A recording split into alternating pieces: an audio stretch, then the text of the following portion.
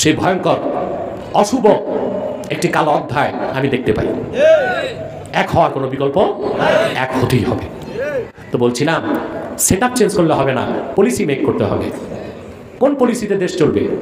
আপনি চুরি যারা করে গেছে তারপর যারা আসবে চুরি করবে না, গ্যারেন্টিকে দিবে? কথা বলে না।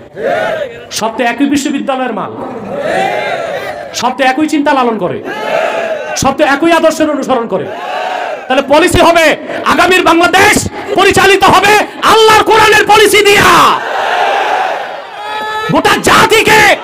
গোটা জাতিকে সিদ্ধান্ত নিতে হবে, নীতি নির্ধারকদেরকে জানাই দিতে হবে, মানব রচিত তন্ত্রমন্ত্র মতবাদে নয়, পশ্চিমাদের আদর্শে নয়, কোরআন সুন্নাহর পলিসিতে বাংলাদেশ তৈরি করতে হবে।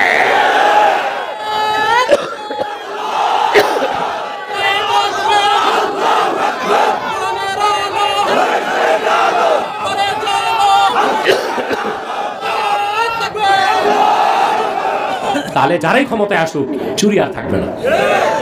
এটা দুর্নীতি, করাপশন হচ্ছে একটা দেশের জন্য অ্যাজ লাইক ক্যান্সার। একটা দেশের জন্য দুর্নীতি কি ক্যান্সার। এখন আপনি যতই ওষুধ খান, বাইরে ঘি তেল মাখন মালিশ করেন, আপনার ভিতরে ক্যান্সার, আপনি টিকবেন?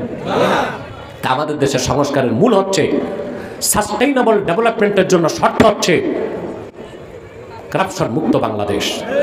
শরিয়া আইন ছাড়া আদৌ তা সম্ভব না। সম্ভব? তাহলে বলছিলাম দুর্নীতির বিরুদ্ধে কত চেষ্টা সরকার করতেছে। দুদক বানাইছে, আছে না? এখন বড় বড় অফিসার যারা, তারা কি দুর্নীতি বন্ধ করছে? কেন করবে? যাদেরকে আপনারা অফিসার বানিয়েছেন, রাষ্ট্র পরিচালনার গুরুত্বপূর্ণ পদ দিয়েছেন, তাদেরকে সব পড়িয়েছেন। বাংলা সাহিত্য, ইংরেজি, ভূগোল, অর্থনীতি, সমাজনীতি, পৌরনীতি, রাষ্ট্রনীতি, physics, chemistry, zoology, theology, cosmology সব পড়াইছেন, শুধু আল্লাহর কোরআনটা পড়ান নাই। কথা বলেন, সব পড়াইছে, শুধু কোরআন হাদিস পড়তে দেয় নাই। এগুলো হয়েছে যান্ত্রিক জীব। কি হয়েছে? রোবটের মধ্যে আর এদের মধ্যে পার্থক্য, রোবটের প্রাণ নাই আর এদের কি আছে?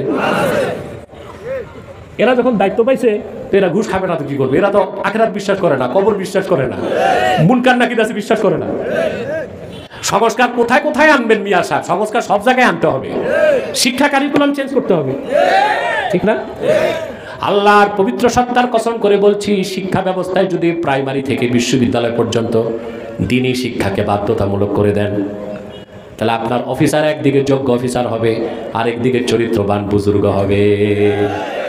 তারে পাহারা দিতে তখন আর দুদক লাগবে? কথা বলে না, লাগবে দুদক?